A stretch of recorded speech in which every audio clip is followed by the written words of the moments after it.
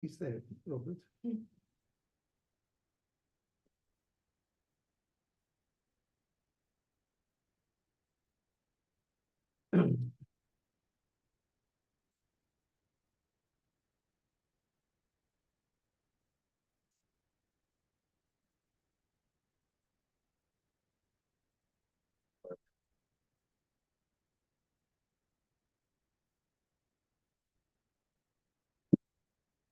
Welcome to our mock conference at London Metropolitan University. This is a mock conference that starts at 10:30 and it will end at 2:30. It is organized by students and staff from the beginning to the very end. We are delighted to welcome our students from the MA Translation, BA Translation, and BA in Journalism, as well as colleagues and interpreters. We even have a candidate who's passed the aptitude test for next year. So we are delighted to have you all as a community. In a few seconds, the chair will start the meeting officially. But before she does, I would like to say that the ideas that are expressed today do not represent the ideas of the speakers, nor the ideas of the university. They have been put together for the sole purpose of interpreting practice. There is a hashtag called Interpreting With Us that is used to disseminate our resources for interpreters. So I hope you enjoy your you enjoy the mock conference for your practice, but also for our practice. Enjoy the day with us. Thank you. And Elsa, I'm giving you the floor. Thank you for being our chair. Good morning, everybody. Good morning, dear colleagues, and a very warm welcome to our guests this morning. Before going any further, just to make sure that you are all able to fully participate in our event today, I'm going to explain how the interpretation system works. Today, we are lucky enough to have interpretation provided both into and out of 8 different languages. As a participant in today's conference, you can take the floor in the following languages and listen to them as well. These are English, French, Russian, Portuguese, Italian, Japanese, Spanish, and Polish. For our guests joining us online for this hybrid conference, you should see the icon of a globe in the bottom of your screen. If you select that, you can then choose your language from the menu. If you wish to take the floor later on during our debate, you can do so via Zoom, but I would like to request on behalf of the interpreters that you do so with a good quality headset with a microphone. For participants joining me here in the room around the table, it's lovely to see you all. To access the interpretation, you can do so via the hard consoles on the desk in front of you. You use the arrow keys to select your language and simply put on the headset to listen to your interpreters. And again, if you'd like to take the floor, you can simply press the microphone button in front of you to do so and be heard by all. I believe that's all that I had to say about bits of admin. And so, without further ado, I would like to once again welcome each and every one of you here today to London Metropolitan University. I'd like to thank the university for allowing us to host our conference here today on AI in Professional Evolution. This interpreting suite is so nice and well equipped, and I'm sure that it is going to be the forum of a great deal of fruitful discussion today. In particular, I'd like to welcome those participants who have travelled quite a way to be with us today. We have people from Spain, Italy, and Poland who have come here in person, which is fantastic.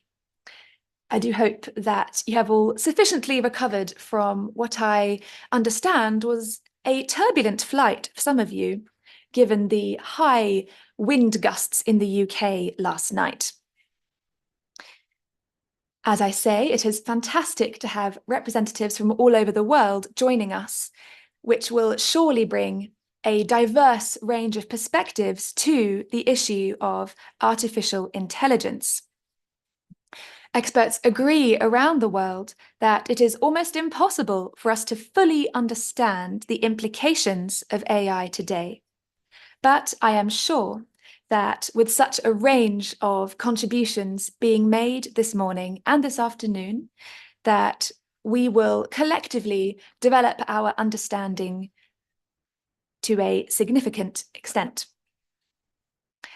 I believe that we can all agree, can't we, that anybody who immediately dismisses AI research and development as useless and uninteresting and unhelpful is at best ignorant and at worst quite hypocritical.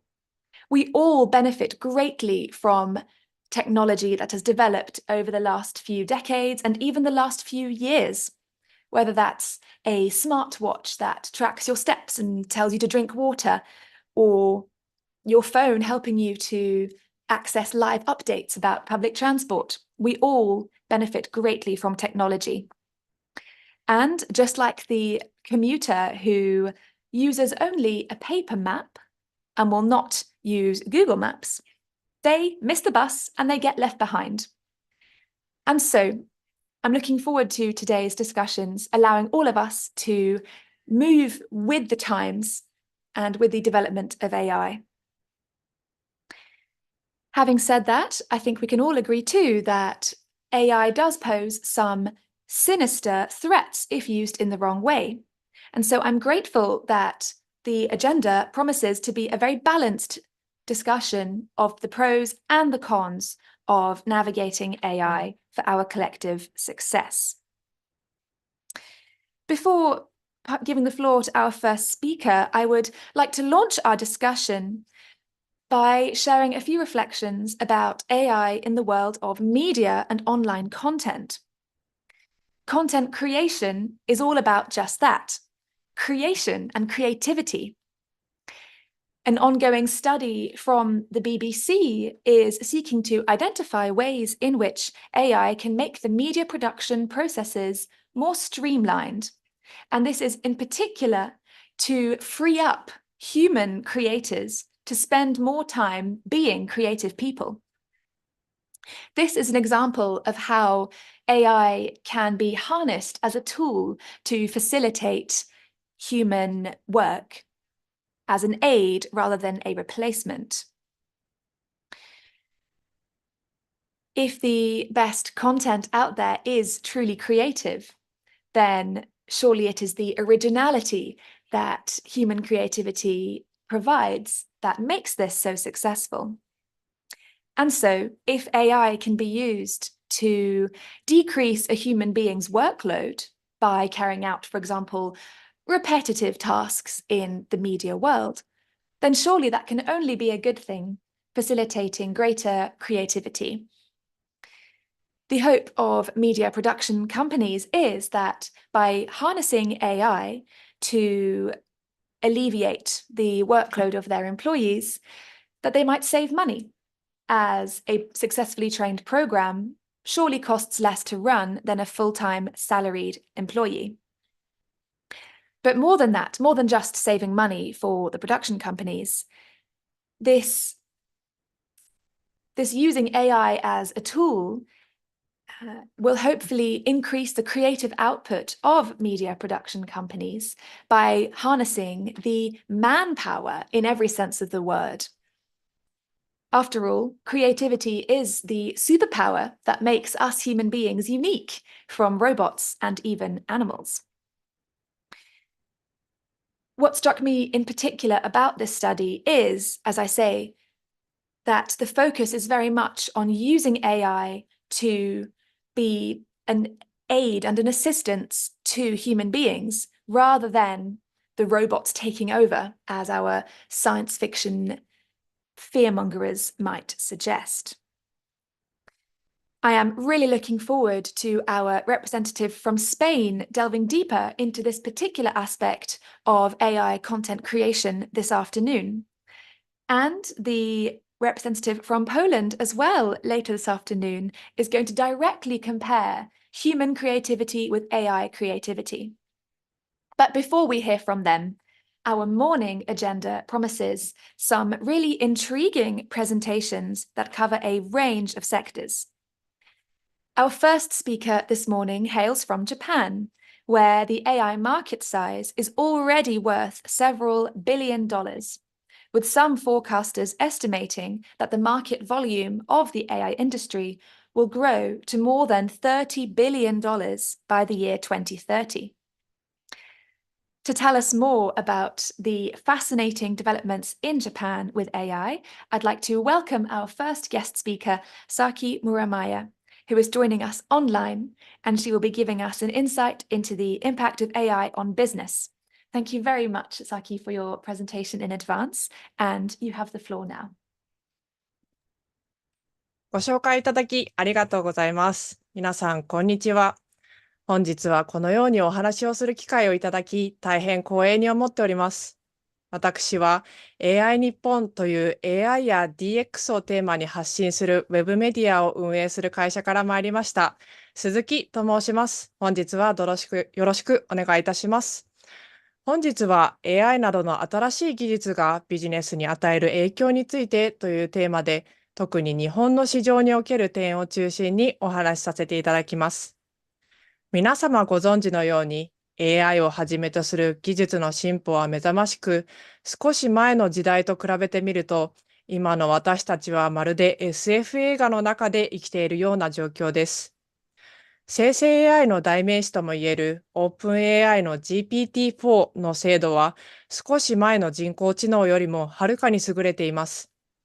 その他にも Google や NVIDIA など様々な企業が AI 関連事業において競争を激化させています。これはインターネットの登場の前と後、この時代の変化の再来とも言える状況ではないでしょうか。かつて平成元年には世界の時価総額ランキングのトップ5を日本企業が独占していた時代もありました。その後、日本経済が世界から出遅れてしまい、経済停滞からなかなか抜け出せずにいるのは皆さんご存知の通りです。日本の大手 IT 企業であるソフトバンク創業者の孫正義氏は、以前講演を行った際にこう言っていました。皆さん、AGI とは何か知っていますか？ AGI とは Artificial General Intelligence の略称です。AGI は人類英知総和の10倍なんです。例えば、将棋やチェスでは人間よりも AI が強くなるなど、特定のテーマではすでに AI が人間の知能を超えています。しかし、今はまだすべてのテーマで AI が人間を超える状況にはなっていない。AI がほぼすべての分野で人間の英知を追い抜いてしまう。これが AGI のコンセプトです。この AGI の世界が今後10年以内にやってきます。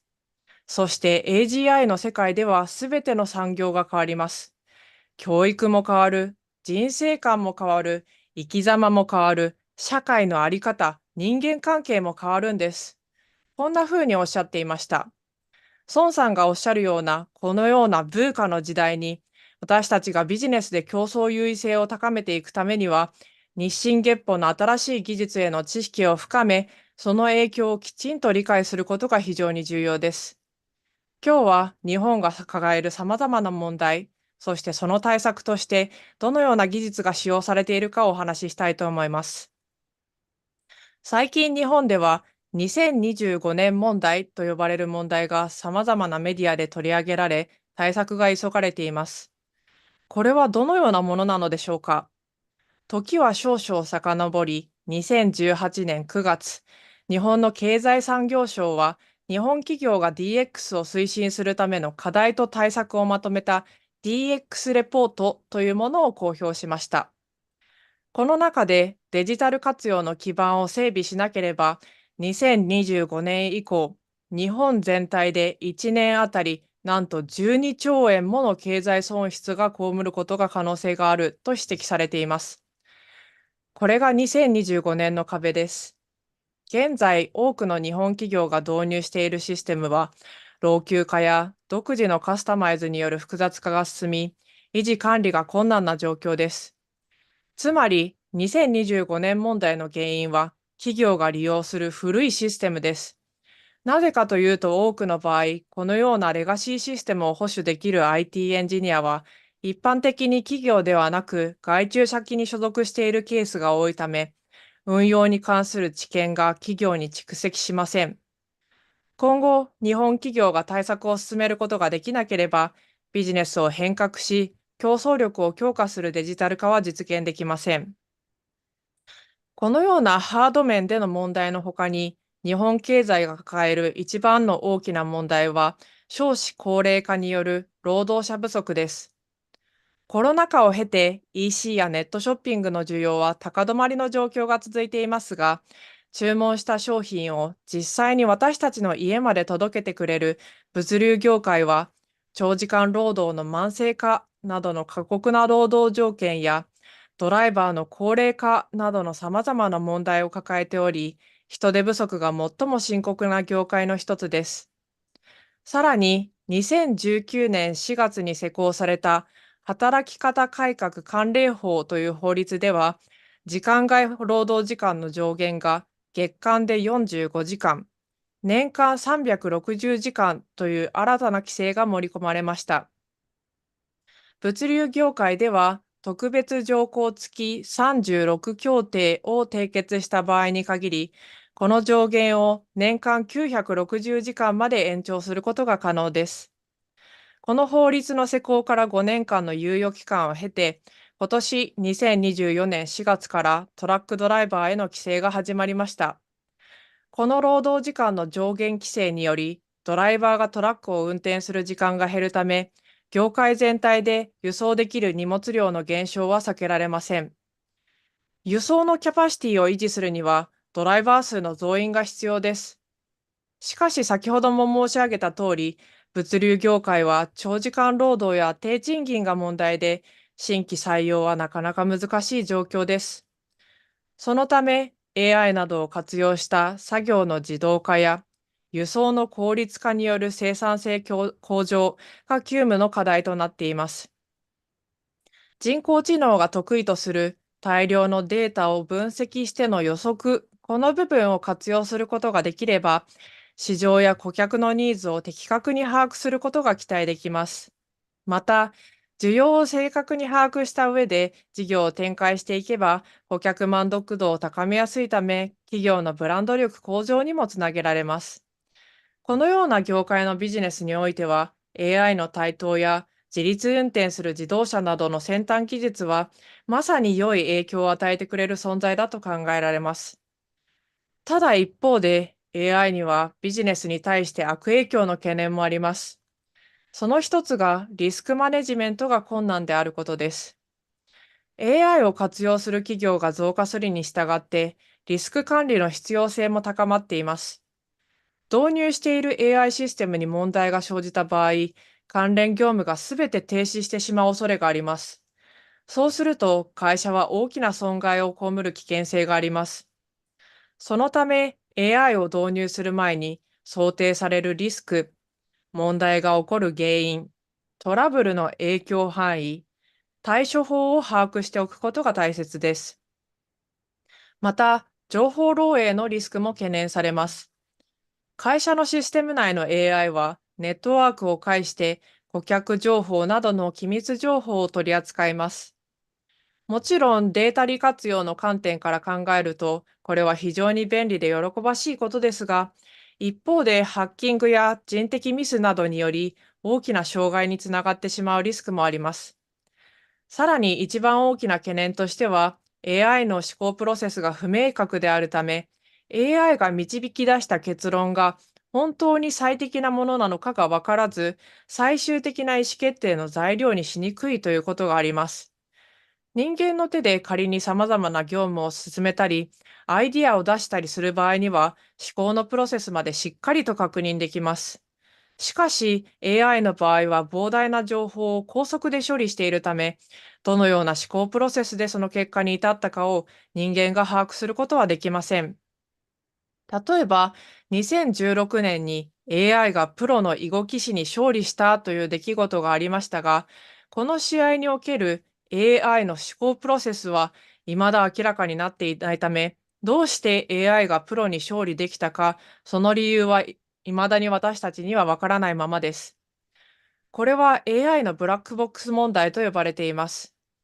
また、AI にトラブルが発生した際に原因を究明することが難しいという別の問題もあります。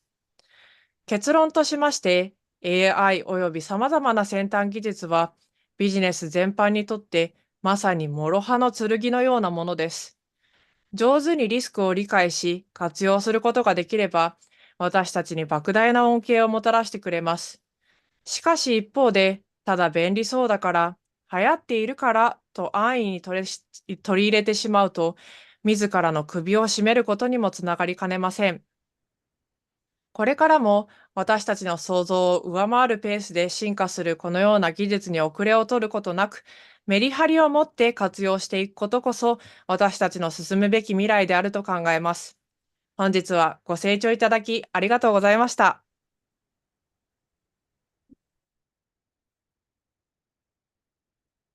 Thank you very much indeed for that fascinating presentation.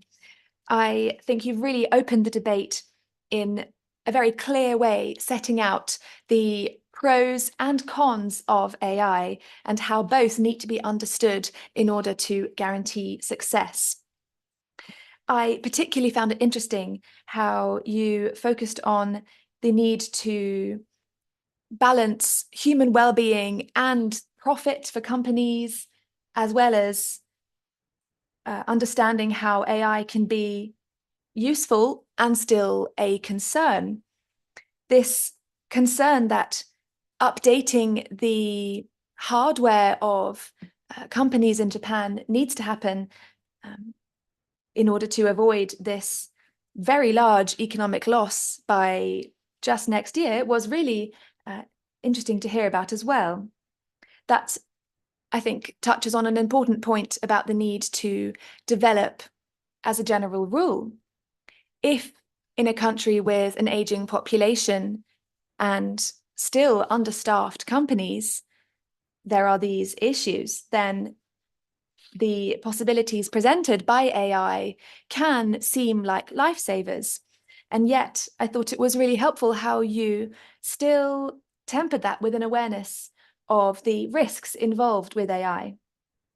For example, if in the industry of logistics and transport and truck drivers, the overtime work is notorious, then surely having a self-driving vehicle seems like an obvious solution. But the caveat of that is that self-driving cars are very risky and we still don't quite know how to manage them well. So thank you for raising those important points. I believe the mention of the new legislation to limit overtime caps, or rather to increase overtime caps to limit overtime in such industries, brings us very nicely onto our next speaker, who will also be addressing the issue of legislation around AI. As our Japanese speaker highlighted so helpfully, the 5-year time limit or time period needed to fully develop and implement this new law is a 5-year period in which problems continue and AI itself continues to develop. And so this difficulty of balancing the need to improve legislation and still stay up and running is one that I hope our next speaker will be able to address. In fact, I feel quite sure that they will. Another point that I wonder if some of our other speakers later on might come back to is the issue of security and information leaks. We all know that if you perhaps slip an extra bit of money or an extra restaurant voucher to somebody, you can hack a human being, so to speak. But robots do not have these persuasive abilities. They can still be hacked by anyone from anywhere, perhaps to a greater extent than trustworthy humans. this mention of the AI's black box problem was also fascinating. So I will certainly be bearing that in mind as we carry on through our conference. Our next speaker then is going to be giving a presentation on behalf of MEP Maria Manuel Letayo Marquez, who is the Vice Chair of the European Parliament's IMCO Committee. This presentation is going to be taking us through the Artificial Intelligence Act, which, especially after this presentation that we have just begun with, I'm sure will be very interesting indeed. So, our Portuguese speaker, you have the floor.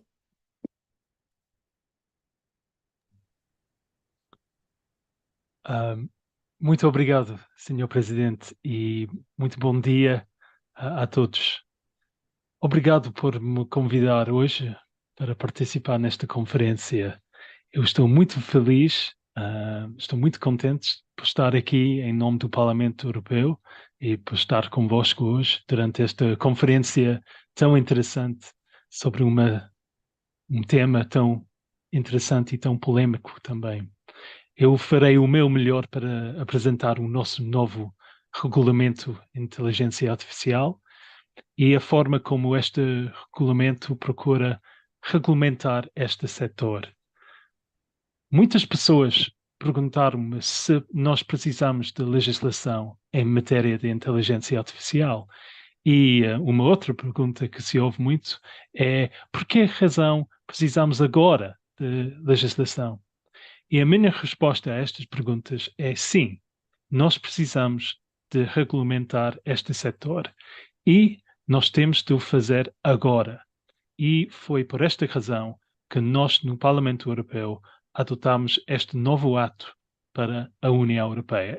Este ato aplica-se só à União Europeia e não aos outros países do mundo que têm a sua legislação ou estão a pensar em criar legislação semelhante à nossa.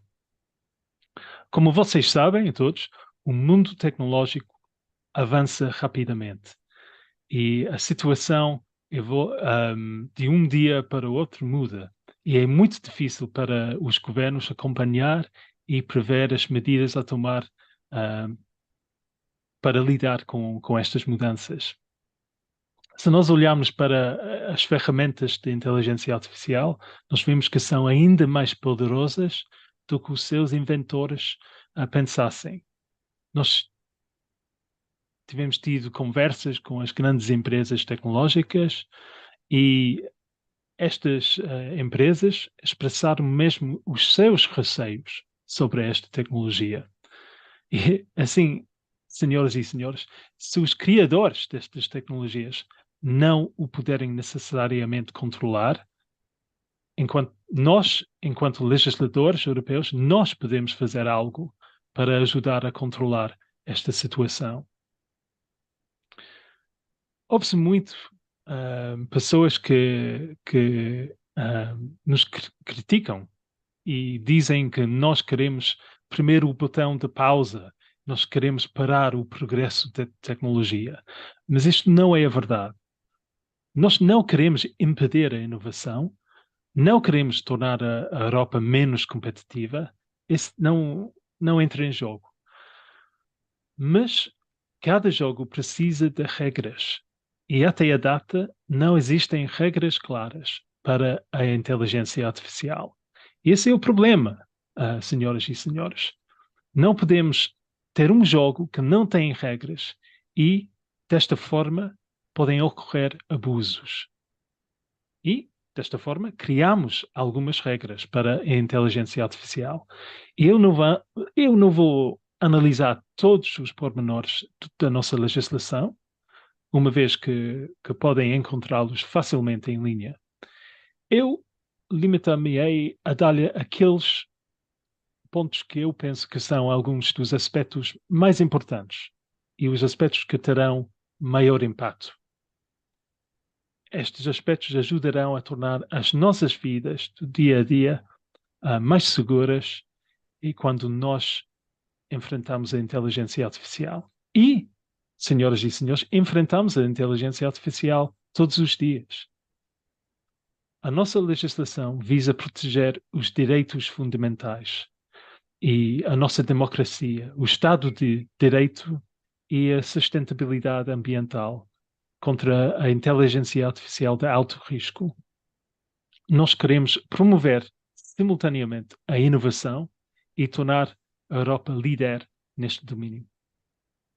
O nosso regulamento de inteligência artificial estabelece obrigações para a inteligência artificial com base nos seus potenciais riscos e o potencial impacto.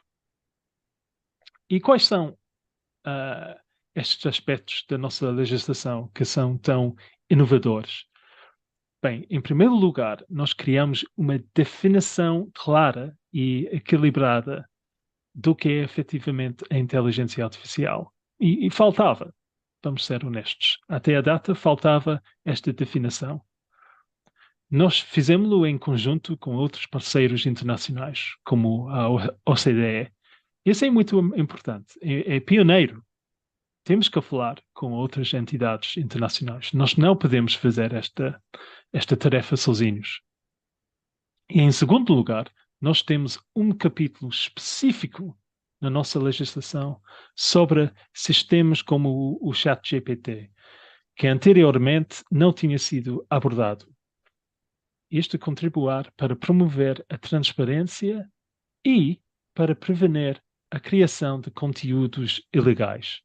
E estes conteúdos ilegais vimos utilizados em muitas plataformas de redes sociais e em outros locais na internet. Em terceiro lugar, nós introduzimos um requisito relativo a uma marca de água, watermark, que terá de ser colocada nas imagens criadas pela inteligência artificial. Isso ajudará a resolver o problema dos deepfakes. Quarto, as novas regras do nosso regulamento proíbem certas aplicações da inteligência artificial que apresentam uma ameaça aos direitos dos cidadãos. Estou a pensar aqui nos sistemas de categorização biométrica e a recolha de imagens faciais da internet ou a recolha de imagens da televisão em circuito fechado para criar bases de dados de reconhecimento facial. E serão também proibidos o reconhecimento de emoções no local de trabalho e nas escolas, a classificação social e racial e o policiamento preditivo. Todos estes aspectos permitirão aos cidadãos compreender na sua vida cotidiana quando vêm imagens ou materiais que são produzidos pela inteligência artificial. Isto ajudará a minimizar o potencial de induzir em erro ou até enganar os cidadãos. Minhas senhores e meus senhores, a inteligência artificial pode até parecer uma ameaça existencial. E eu acho que não devemos ver a inteligência artificial como tal, mas necessita da regulamentação, como eu expliquei. A inteligência artificial tem um enorme potencial para resolver alguns dos maiores problemas do nosso tempo, como as alterações climáticas e o aquecimento global. Mas não podemos permitir que a IA seja utilizada para fins negativos. Eu espero que o nosso regulamento de inteligência artificial ajude a prevenir esta situação. Senhora Presidente, caros colegas, a regulamentação da inteligência artificial pode, em primeiro lugar, parecer uma questão muito técnica, mas é muito mais do que isso. Temos que responder à grande pergunta: em que tipo de sociedade é que nós queremos viver? É para mim uma resposta muito clara. Nós queremos uma sociedade em que a inteligência artificial permite a nossa democracia e não uma sociedade em que a compromete. Mas, evidentemente, isto é muito mais fácil do que na prática. trata-se do futuro da nossa democracia. Eu desejo-lhes o maior êxito com esta conferência e espero ficar convosco para o debate desta tarde e ouvir as muitas apresentações diferentes e interessantes. Agradeço a vossa atenção.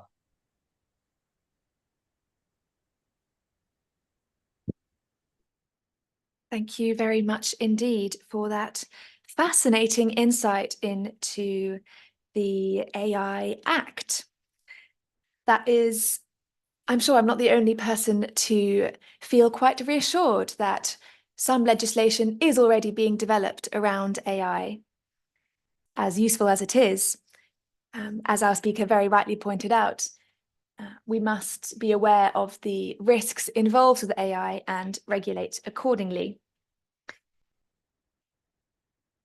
I believe that the point about how some AI tools are becoming more powerful even than their very creators was quite a worrying one on the face of it, wasn't it?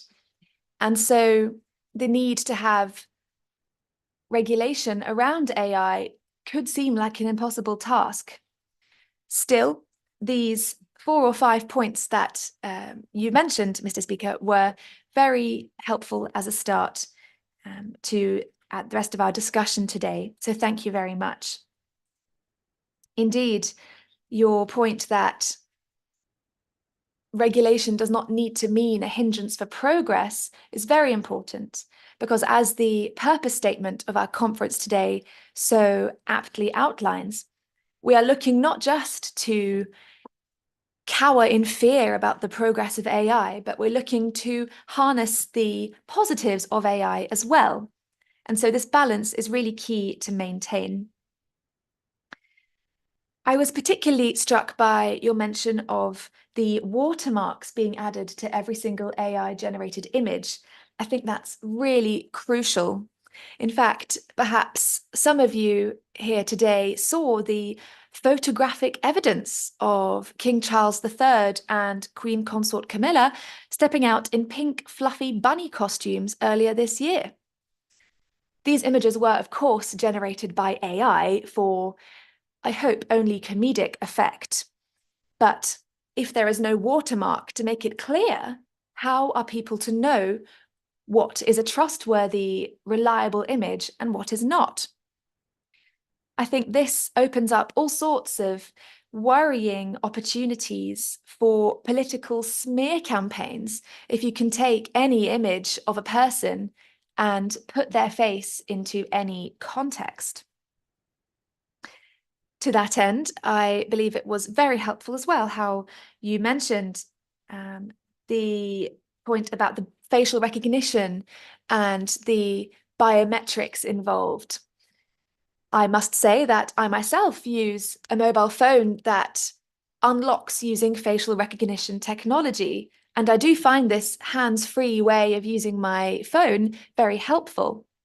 However, just the sheer amount of data about people's faces and even before that, thumbprints is enormous, and the potential for that data to be misused does seem quite high.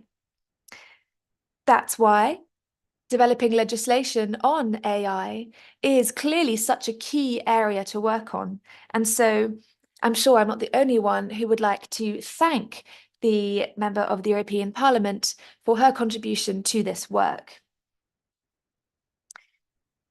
Once again, the emphasis there on the big questions that we're really asking here today was very helpful. What kind of society is it that we would like to live in? Surely AI is going to be shaping the ways that we live our lives, what our cities look like and how they are structured, how we carry out our work. All of these things are already being impacted, and that's only going to continue. The emphasis on the need to ensure that AI never gets in the way of democracy was a very good emphasis to have made. I'm sure that some of our later speakers will address this issue further in our discussion. Just looking at the agenda here, I believe it's the last one before we break for lunch. There will be a discussion on misinformation, which I am sure you will agree is inextricably linked to the idea of political elections. Indeed, our debate this afternoon will be looking at that topic as well. But before we go into the political side of things, our next speaker is going to be talking about the impact of AI on the workplace.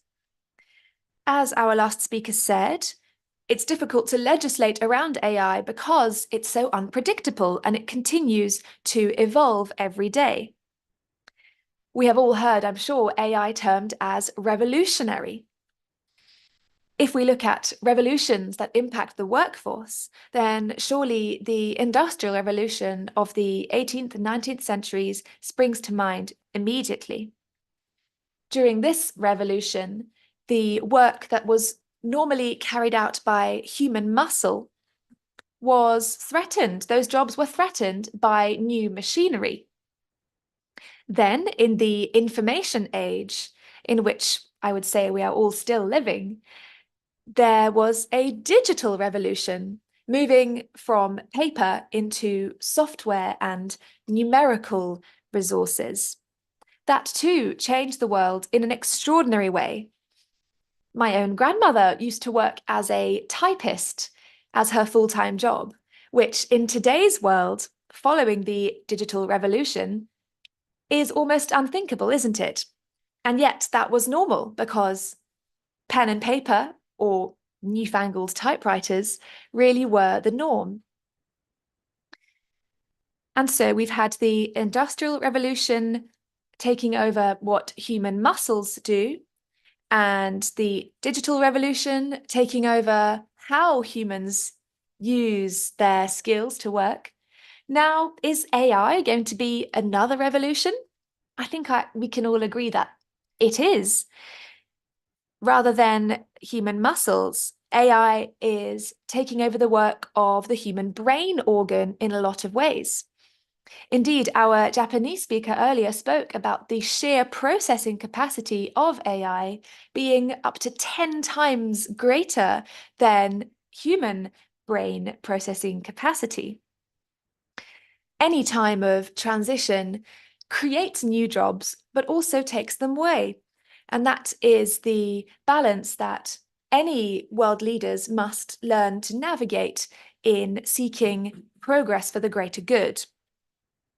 Our next speaker is indeed going to be touching on the impact of AI in the workforce from a Francophone perspective. Indeed, the human side of the workforce is not something that we can forget. Again, as our Japanese speaker mentioned, there are issues involved with replacing every single human worker with robot machinery. And even if that were economically more viable for the company, where does that leave the human beings who have lost their jobs? How are they going to make their money? So with those kinds of thoughts in mind, I'm not surprised that the title of our next speech is what some people would call sensationalist, but actually probably rings quite true, namely AI creating distress in the workforce. I'm really looking forward to hearing what our next speaker has to contribute to the debate. I'm just being told that she's not quite arrived yet online, so in the meantime, perhaps we could think more about some of the presentations coming up this afternoon. As I mentioned earlier, with the difficulty of legislating around AI, I think one area where this is particularly pertinent is in the region of copyright law. The whole point of copyright law is to protect the original creators of something, whether it be a work of art, a work of literature, some invention. And if AI is being used to generate works of art or literature or whatever it might be, then is there really one sole human author of this work? And if there isn't, then how can copyright law be used to protect the person who has used AI to generate something? Where does the protection lie there? How are we to navigate that quite complex area where lines can easily be blurred, I think? I believe our next speaker is about to arrive, so I am going to give the floor without further ado to Nakamisa Sidibe, who is going to present for us the darker side to AI in the workforce, which should be really interesting. Ms. Sidibe, you have the floor. Bonjour à tous. Aujourd'hui, nous explorons l'intersection de l'intelligence artificielle IA avec la détresse de la main-d'œuvre et les considérations éthiques. Alors que l'intelligence artificielle remodèle notre main-d'œuvre, elle apporte à la fois des promesses et des défis qui demandent notre attention. L'avancement rapide de la technologie de l'IA a entraîné des changements significatifs dans notre façon de travailler.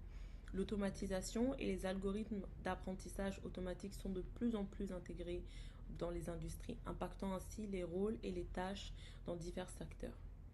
Alors que l'IA offre des opportunités d'efficacité et d'innovation, elle présente également des défis qui doivent être adressés pour garantir un avenir du travail juste et équitable.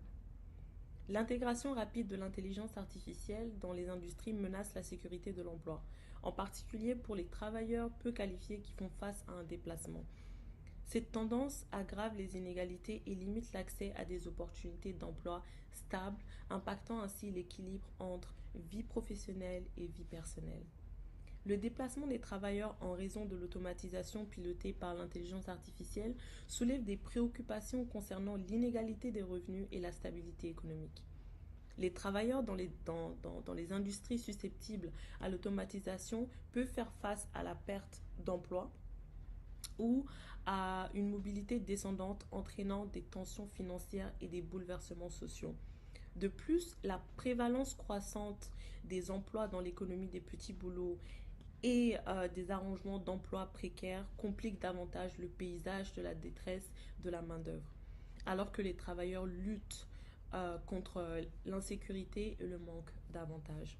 Naviguer à travers ces défis nécessite une approche fondée sur des principes. Nous devons défendre les valeurs de justice, d'équité et de dignité humaine dans l'élaboration des politiques.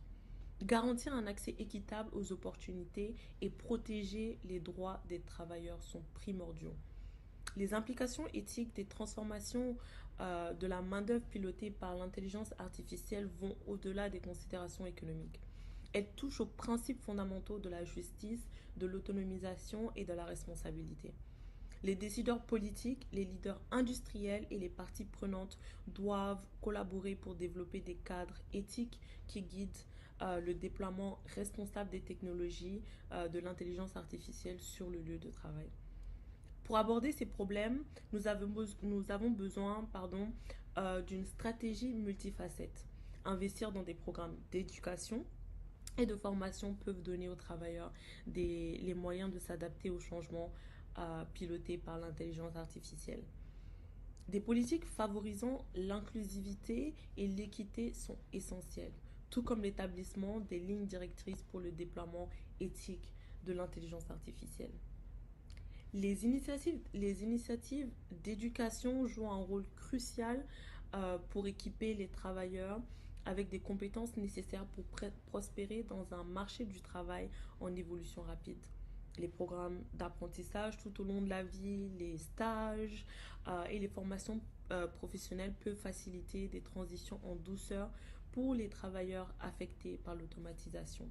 De plus, les gouvernements et les entreprises doivent prioriser l'inclusivité et la diversité dans les initiatives de l'intelligence artificielle pour atténuer les biais et garantir des opportunités égales pour tous. Alors que nous naviguons dans les complexités de la détresse de la main-d'œuvre pilotée par l'intelligence artificielle et des considérations éthiques, restons engagés à créer un avenir qui combine progrès technologique et principes éthiques. En donnant la priorité à la justice et à l'équité et à la dignité humaine, nous pouvons construire une société où tout le monde peut prospérer. Merci beaucoup pour votre écoute.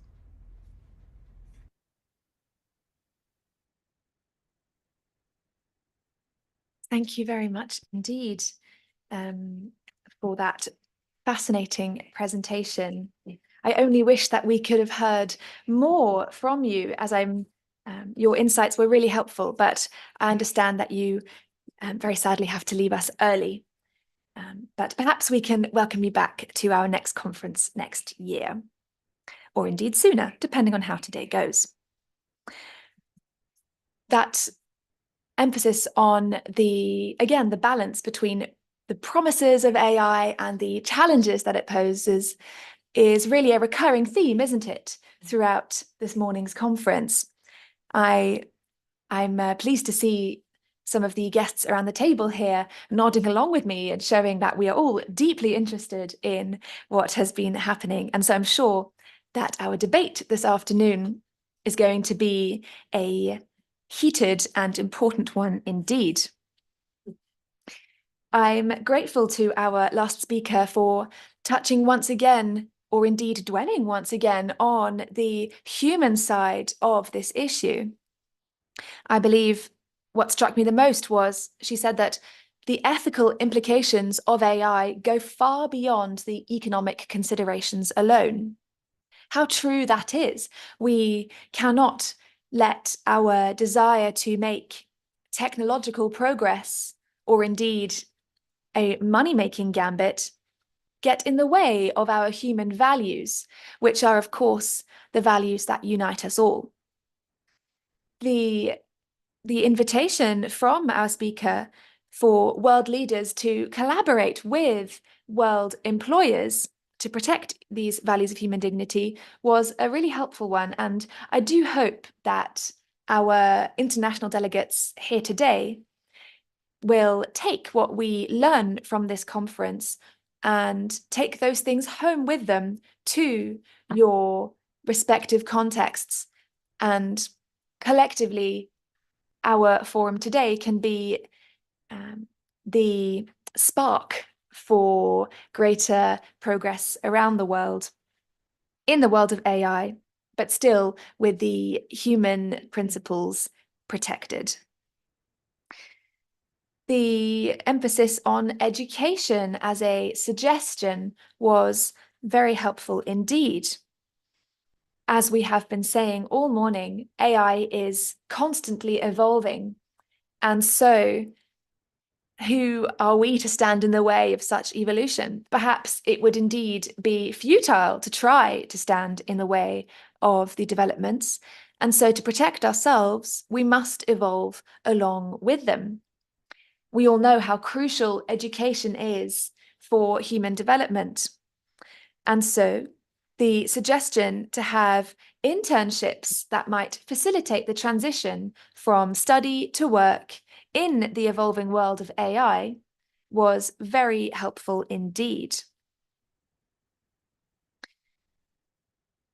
On the principles of justice, equity, and human dignity, I think that these are key words in almost any debate around anything involving the human mind and the human person.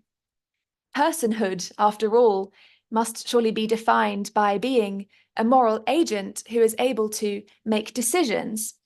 And so, as our Portuguese speaker said about the need to preserve democracy, in order to protect our ability to exercise our agency and make decisions, the interplay between AI and the political world is a fascinating one that really needs to be borne in mind. Our next speaker is going to be going deeper into this for us, which I'm really looking forward to. Misinformation is a word that I believe has been accepted more and more as a real word after being invented a few years ago in recent years. We've all heard about misinformation, fake news, and deep fakes, as have already been mentioned. And so the need to protect equity of outcome in elections and democracy is certainly crucial here. When I was reading about some of the developments in the media production world earlier, one point that was mentioned was that if it becomes more and more cost effective for media production companies to broadcast events, then this could be a way for political candidates who don't themselves have too much money to run a campaign to have a voice and have a platform. It would be very much in the interests of democracy, wouldn't it, if each and every candidate in an election had a platform and was given access through the media to their voting audience.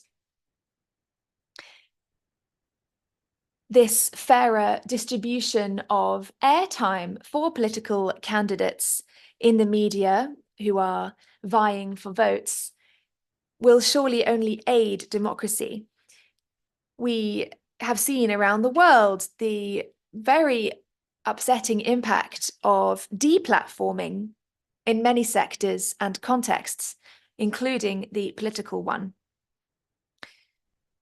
Another point is that the development of AI to handle the very metadata that is used for searching for keywords or searching for names will surely bring political figures to a wider audience.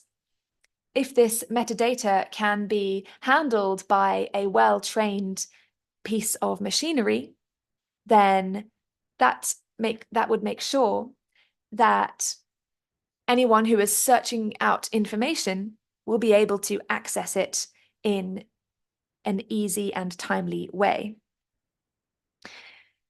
But when we speak about voters accessing information about elections and candidates for election, this brings us back once again, doesn't it, to the issue of discerning whether or not the information that you find is reliable and is trustworthy. How exactly are voters to be able to do this?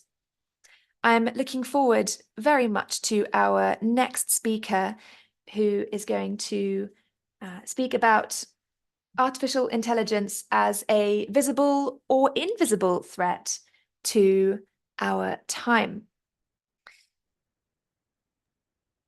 This interesting paradigm between what is visible and invisible is certainly a fascinating one, and I'm sure that she is going to take us through it in a helpful way.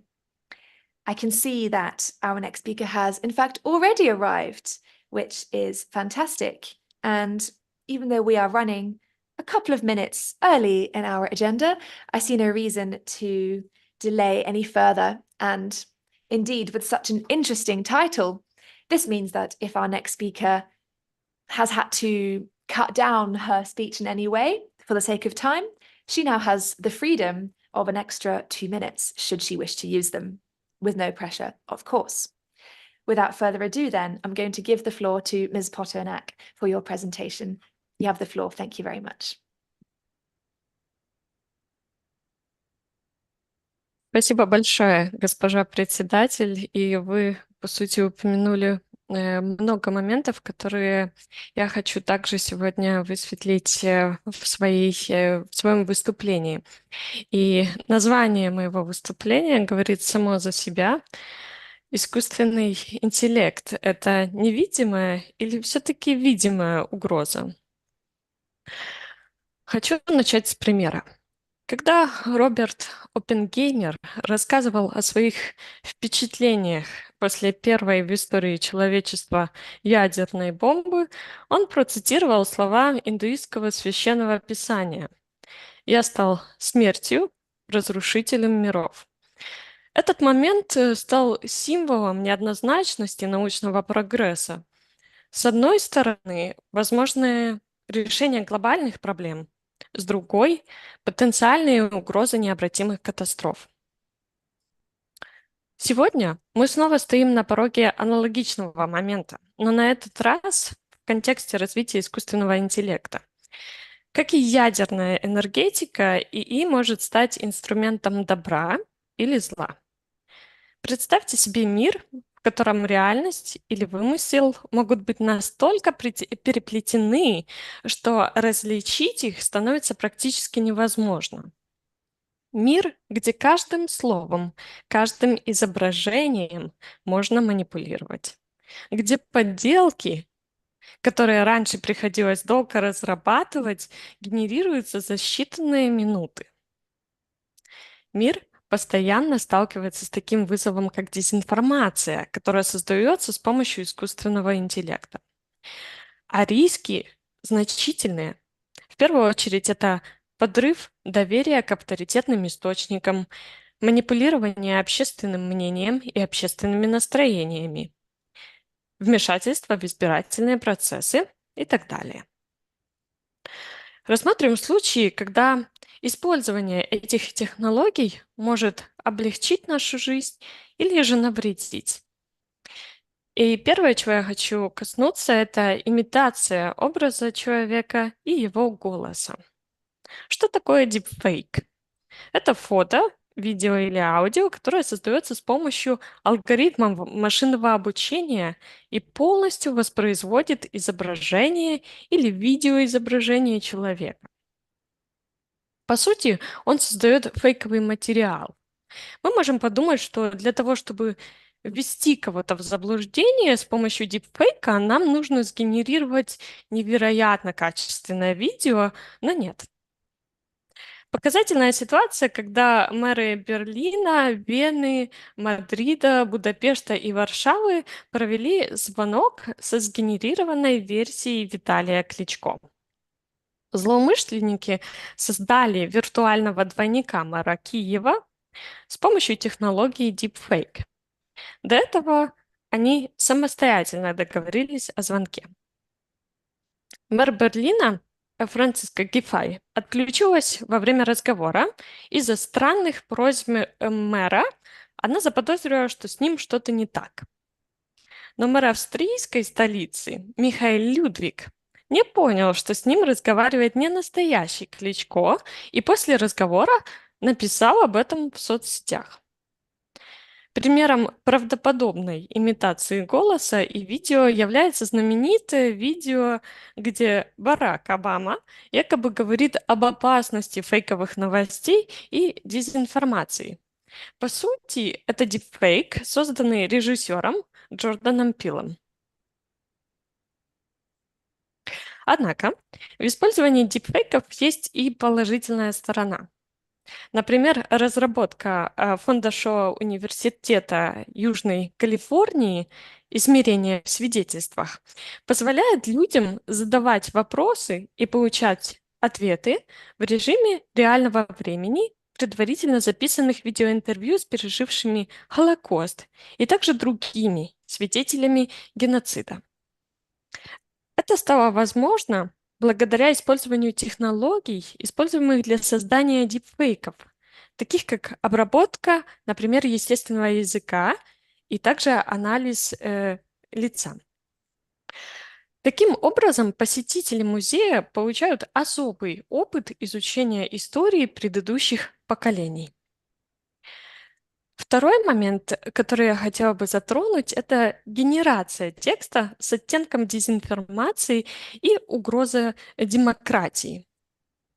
Мы знаем, что ChatGPT может быстро сгенерировать убедительный текст на любую тему. И я думаю, многие из вас уже пробовали это.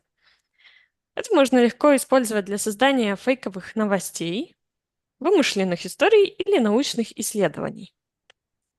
О необходимости быть осведомленным обо всех потенциальных рисках ИИ и о том, как легко он может стать причиной дезинформации по важным темам, и в том числе геополитическим, свидетельствует случай, когда украинские СМИ опубликовали новость о том, что Сербия якобы закупила 20 тысяч шахедов 136, которые якобы заказала у Ирана. Как выяснилось позже, информация была фейковой и была сгенерирована искусственным интеллектом. Новостью о закупке дронов поделились в Твиттер-аккаунте. На этой странице все новости, они сгенерированы с помощью искусственного интеллекта. Интересно, что часть новостей, она действительно оказалась правдой, так как 7 августа Иран действительно посетил заместитель министра иностранных дел Сербии Горан Алексич. Однако информацию о закупке дронов мол, и дезинформация меняет доверие людей к средствам массовой информации. Основная цель дезинформации – разрушить доверие к правдивой информации. Ученые из Массачусетского технологического института выяснили, что твиты с дезинформацией распространяются людьми гораздо быстрее, чем правдивые. Исследователи также обратили внимание на то, что ложная информация в Твиттер так быстро распространяется вовсе не через специальных ботов, а в результате репостов обычных пользователей.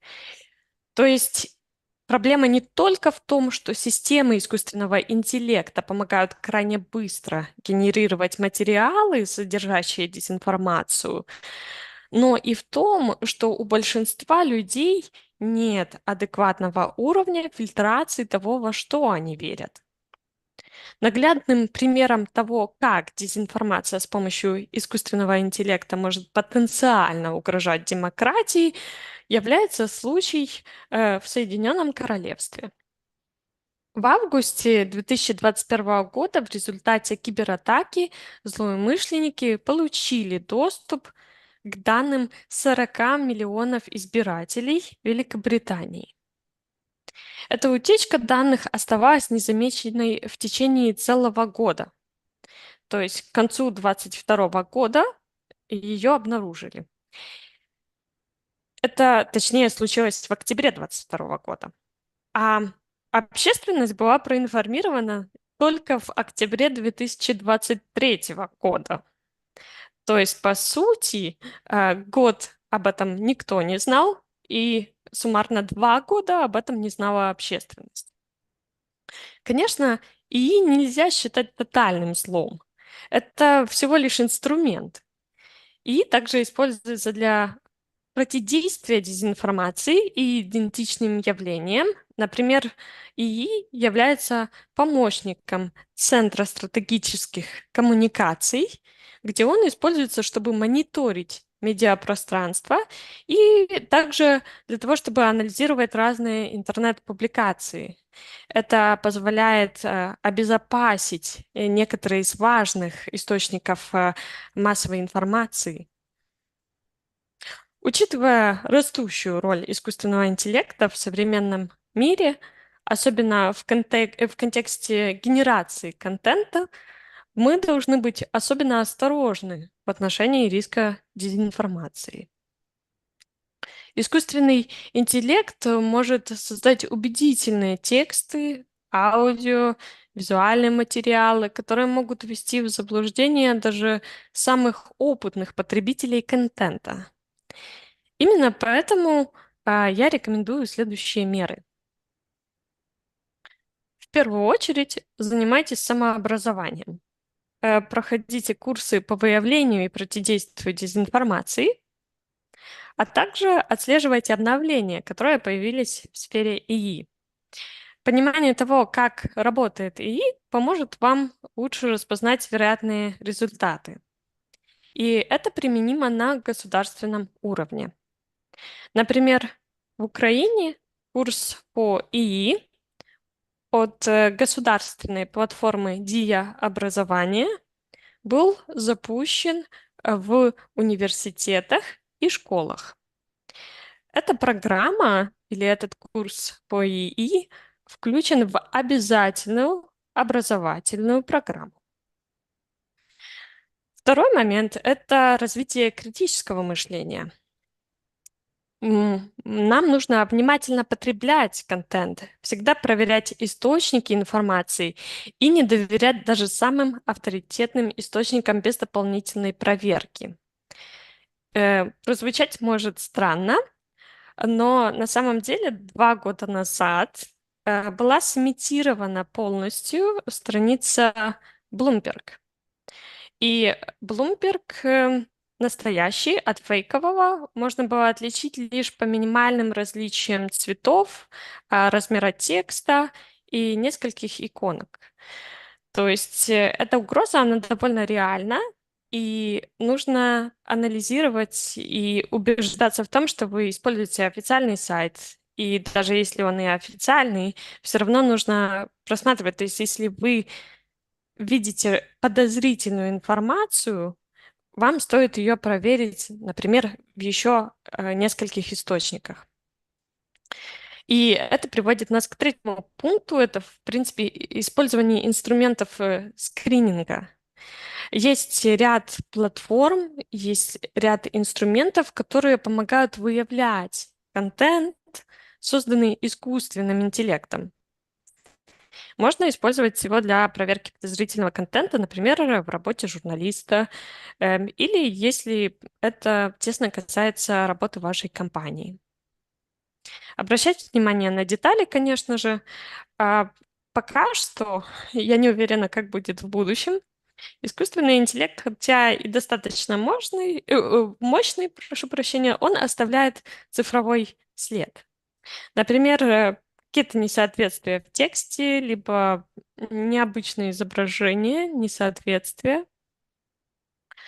И еще один момент, это, наверное, самое важное для большинства молодежи, это быть осторожными с социальными сетями.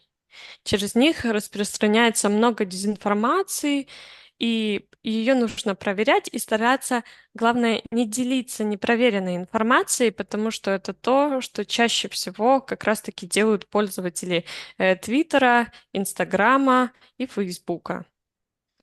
На этом все. Спасибо большое за внимание.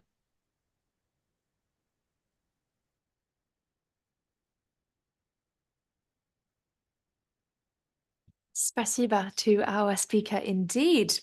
That was a really in-depth analysis of the interplay between AI and the political world. That was absolutely fascinating. I think even opening with Robert Oppenheimer's words there really sets the tone, doesn't it, for the possibility of AI being misused. I think this afternoon we're going to have perhaps a few more positive discussions of how AI can be harnessed as a tool, but I do still think that it has been really helpful this morning to balance those in advance with some cautionary tales. Ms. Potanak, as you invited us to imagine a world where reality and imagination are so interconnected that you almost can't distinguish between them, that was a very powerful point indeed. It rather reminded me of how fiction writers speak about living in a nightmare if what you see on your screen looks like real life because it's so convincing.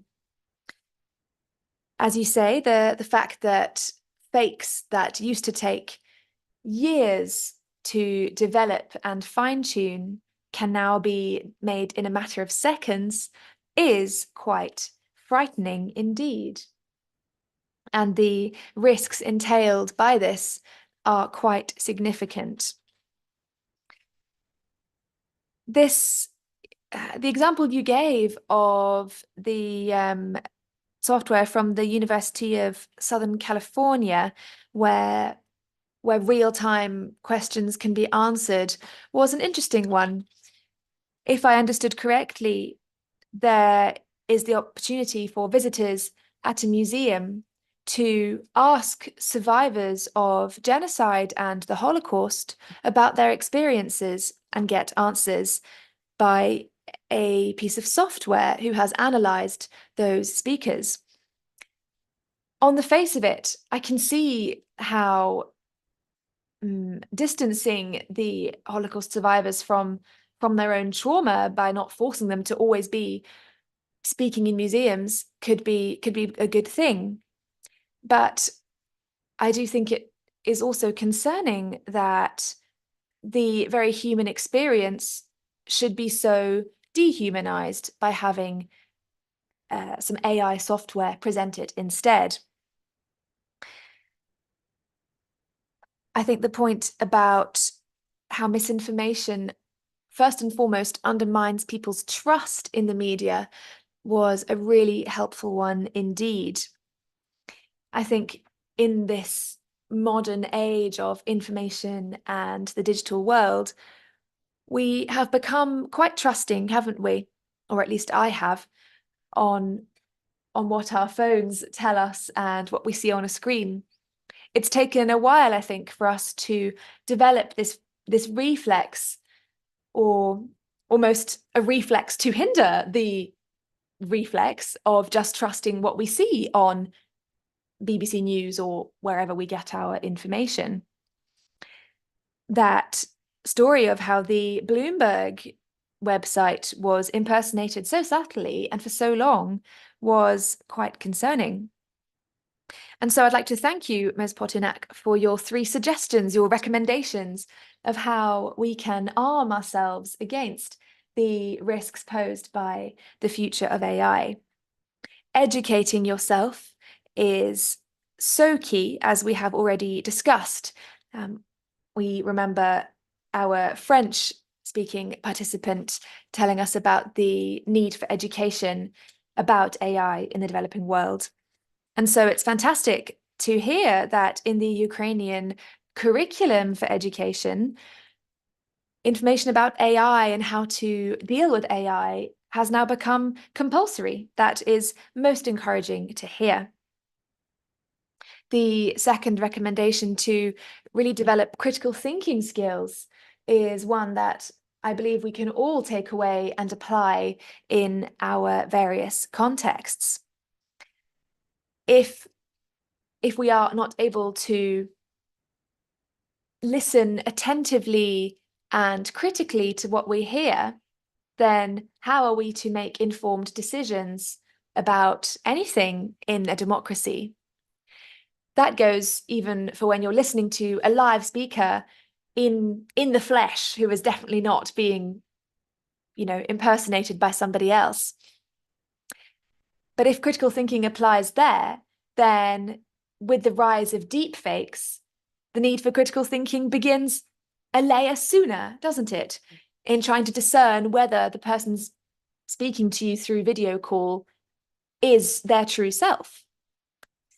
That example of the Ukrainian representative being impersonated online in a meeting with a European mayor was very frightening indeed.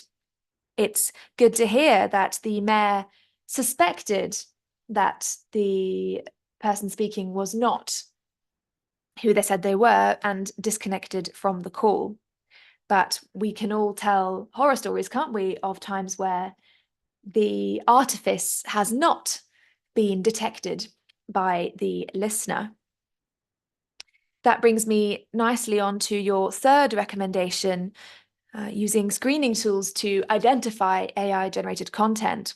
That is so crucial, and your point about journalists as well having to check their sources will perhaps be particularly useful for some of our colleagues present today from the BA Journalism course here at the university.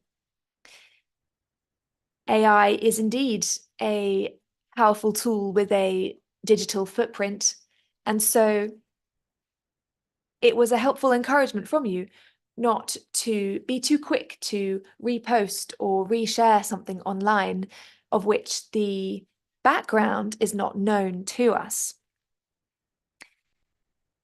I believe that throughout this morning, we have been lucky enough to hear from a range of speakers speaking about all different aspects of AI in the business world and indeed the political world. I'm sure that our guests around the table will be eager to share their thoughts in the debate this afternoon.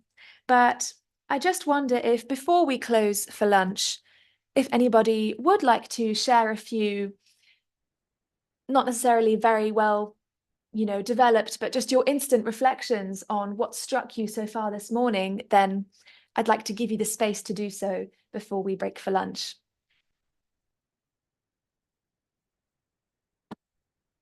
I should say, if you'd like to request the floor, please do so using your name card, placing it in front of you like this.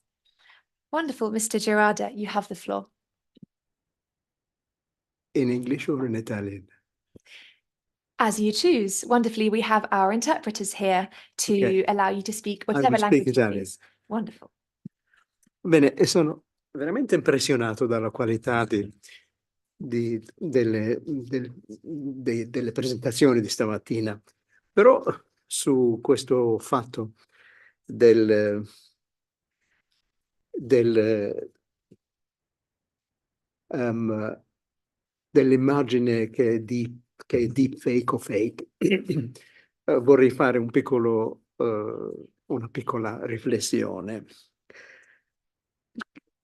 Mi è venuto da pensare che quello che dovremmo imparare a fare quando noi vediamo del materiale che potrebbe essere falso è il contrario di quello che abbiamo tanto bene imparato a fare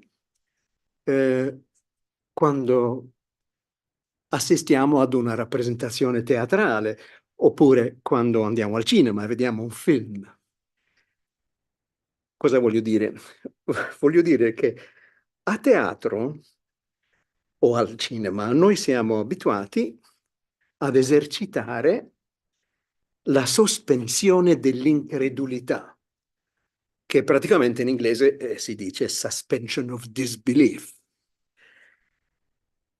Qui invece dobbiamo fare il contrario.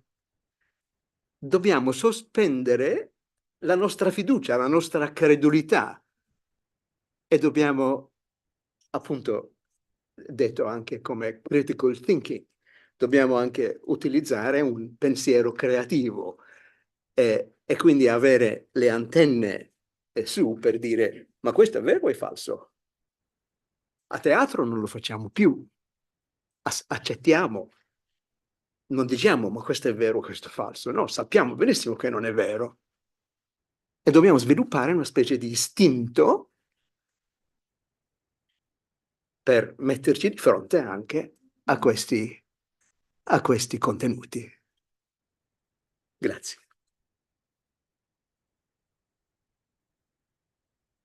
Thank you very much. That is a really interesting point that you have raised there.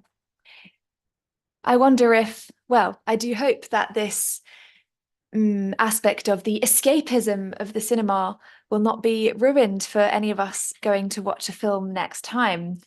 I wonder if some of you went to see the film about Robert Oppenheimer, who we heard quoted earlier. It's true to say that that we willingly suspend our disbelief when we go to the cinema, but that's because we know that we are supposed to. And it's an interesting technique, isn't it, that some directors use where they invite the audience to suspend their disbelief and break the fourth wall, so to speak, by making it abundantly clear to an audience that this is over-exaggerated for fictional purposes. It's always interesting when the arts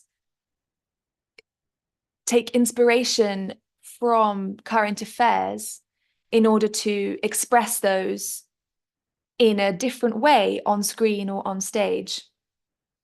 And so I wonder if we might see some developments in the visual arts world that take inspiration from the need to question everything with deep fakes and how that could play out in the future.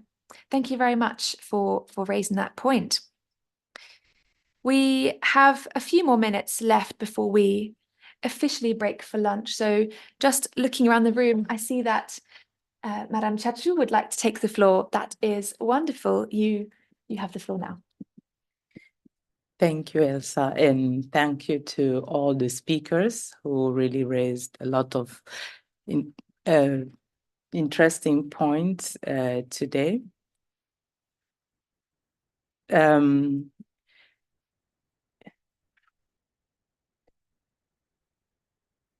Bon, merci. Bon, je vais parler en français. Merci. Merci à tous les intervenants qui nous ont éclairés sur beaucoup de points par rapport à une problématique qui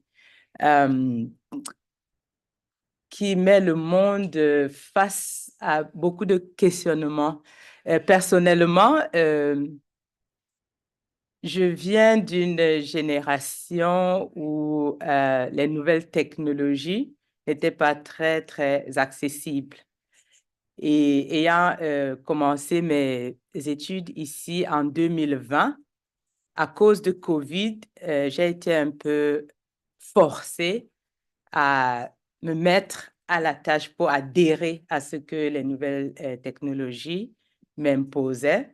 Et c'était assez éprouvant pour moi parce que j'avais des capacités très limitées pour pouvoir me servir des nouvelles technologies et toute autre chose. Et au bout de 3 ans, on se retrouve face à un monstre qu'on appelle l'intelligence artificielle qui nous frappe en pleine figure avec tellement de choses à analyser, comprendre et on ne sait plus où donner de la tête. Ma plus grande inquiétude, les intervenants ont beaucoup parlé du fait que nous devions nous éduquer, essayer de comprendre et utiliser à notre avantage ce que l'intelligence artificielle nous offre parce que ça représente en même temps un danger, du moins des avantages et des désavantages. Ça présente des avantages et des désavantages. Mais je suis très inquiète sur le côté éducation parce que la vitesse à laquelle l'intelligence artificielle se répand, c'est un peu comme la fumée dans un incendie. Comment contenir cela et diriger vers telle sortie ou telle sortie? Je regarde mes enfants qui perdent le goût de la lecture, l'interaction avec les livres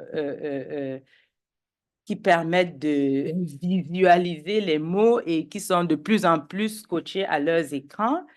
Et de ce fait, ça m'inquiète parce qu'après, quand ils rédigent une phrase, ça se voit clairement qu'ils ont dû peut-être entendre des mots, mais dans leur imaginaire, ils les forment comme ils veulent. Pourtant, moi, j'ai appris à lire en regardant les mots sur le papier, en les écrivant à l'aide d'un stylo sur du papier, et cela a permis que je puisse vraiment conserver ces choses que j'apprends. Oui, nous devons apprendre à utiliser ce que l'intelligence artificielle nous offre, mais est-ce que l'accessibilité à cet apprentissage est équitable? Est-ce que tout le monde a la même capacité d'accéder à cette formation pour comprendre l'intelligence artificielle? Moi, j'y comprends encore rien. Je suis encore assez archaïque dans ma pratique de la traduction et j'essaye d'utiliser mon cerveau autant que je peux et laisser l'intelligence artificielle de côté. Mais je sais qu'à un moment, je serai obligée de m'y mettre et je ne demande qu'à apprendre. Merci. Thank you very much, Ms. Chachu.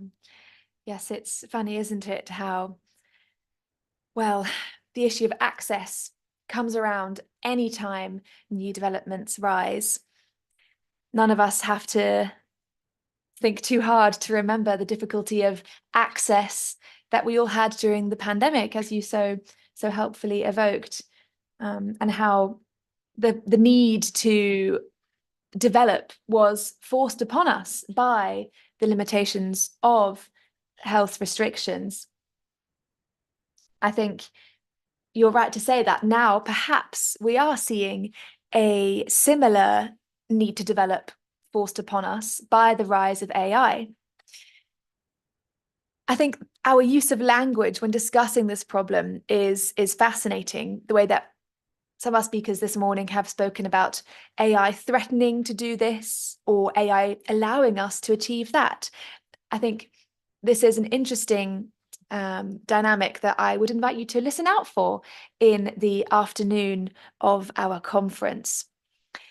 With that, I believe that it is time for us to take our lunch break. So thank you very much for this morning. It's been a fascinating time. And in order to make sure that the afternoon is able to start promptly, please could you be back ready to begin again at precisely 1 o'clock in the afternoon local time. Enjoy your lunch, everybody. See you later.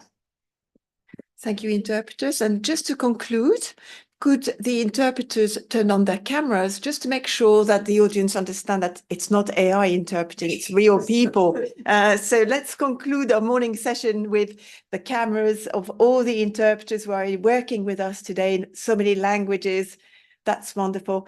A very great, applaud for to the interpreters for this morning. The link will be interrupted and we'll start a fresh link for the web streaming for those of you who are watching the web streaming for this afternoon. So there won't be any streaming during lunchtime. Thank you very much. Enjoy your lunch.